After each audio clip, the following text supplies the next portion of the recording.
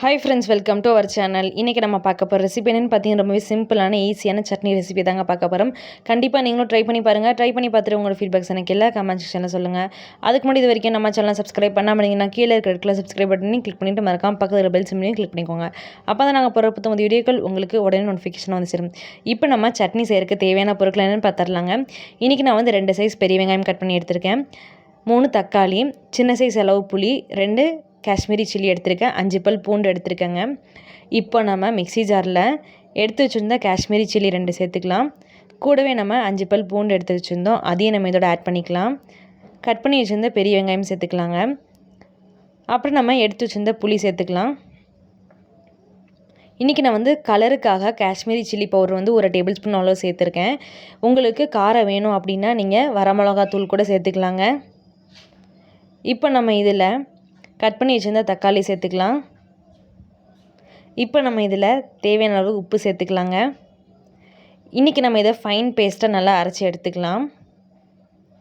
இப்போ நம்ம பேனில் 50 ml வந்து நான் நல்லெண்ணெய் எடுத்திருக்கேன், சமையல் நல்லெண்ணெய். நம்ம இந்த சட்னி வந்து நல்லெண்ணெயில் செய்யும் போது டேஸ்ட்டு ரொம்பவே சூப்பராக இருந்துச்சுங்க. கண்டிப்பாக நீங்களும் நல்லெண்ணெயில் ட்ரை பண்ணி பாருங்கள். எண்ணெய் நல்லா காஞ்சதுக்கப்புறம் நம்ம இதில் எடுத்து வச்சுருந்த 1 டேபிள் ஸ்பூன் அளவு கடுகு சேர்த்துக்கலாம். கடுகு நமக்கு நல்லா பொரிஞ்சதுக்கப்புறம் நம்ம இதில் ஒரு 1/2 டேபிள் ஸ்பூன் அளவு ஜீரகம் சேர்த்துக்கலாங்க. இப்போ நம்ம இதில் ஜீரகம் சேர்த்துக்கலாம். ஜீரகம் சேர்த்துனதுக்கப்புறம் நம்ம கருவேப்பிலை இலை கொஞ்சமாக சேர்த்துக்கலாங்க. எல்லாம் நல்லா பொரிஞ்சு வரட்டும். பொரிஞ்சு வந்ததுக்கப்புறம் நம்ம இதில் அரைச்சி வச்சுருந்த பேஸ்ட் இதில் ஆட் பண்ணிக்கலாங்க. பேஸ்ட் வந்து கொஞ்சம் கூட கொரகொரப்பாக இருக்கக்கூடாது, நல்லா நைஸாக இருக்கணுங்க. சேர்த்துனதுக்கப்புறம் நம்ம இதில் இன்றைக்கி எந்த தண்ணியுமே சேர்க்கலை, தண்ணி சேர்க்காம தான் செஞ்சுருக்கோம். தண்ணி சேர்க்காம செய்யும் போது நமக்கு இன்னுமே டேஸ்ட்டு கொஞ்சம் ஜாஸ்தியாக கிடைக்குங்க.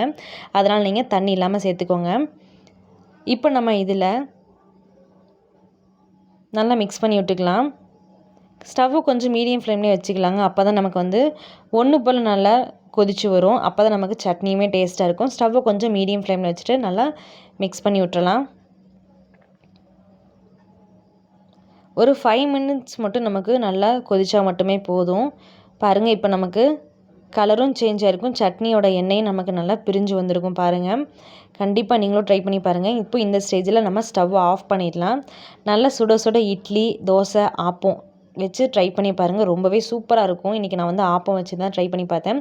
ரொம்பவே டேஸ்ட்டாக இருந்துச்சு. கண்டிப்பாக நீங்களும் ட்ரை பண்ணி பார்த்துட்டு உங்களோட ஃபீட்பேக்ஸ் எனக்கு கீழே கமெண்ட் செக்ஷனில் சொல்லுங்கள். அதுக்கு முன்னாடி இது வரைக்கும் நம்ம சேனலை சப்ஸ்கிரைப் பண்ணாமல் இருந்தீங்கன்னா கீழே இருக்கிற சப்ஸ்கிரைப் பட்டனையும் கிளிக் பண்ணிட்டு மறக்காம பக்கத்தில் பெல் சிம்பலையும் கிளிக் பண்ணிக்கோங்க. அப்போ தான் நாங்கள் போடுற புத்தம் வீடியோக்கள் உங்களுக்கு உடனே நோட்டிஃபிகேஷன் வந்து சேரும். தேங்க்யூ.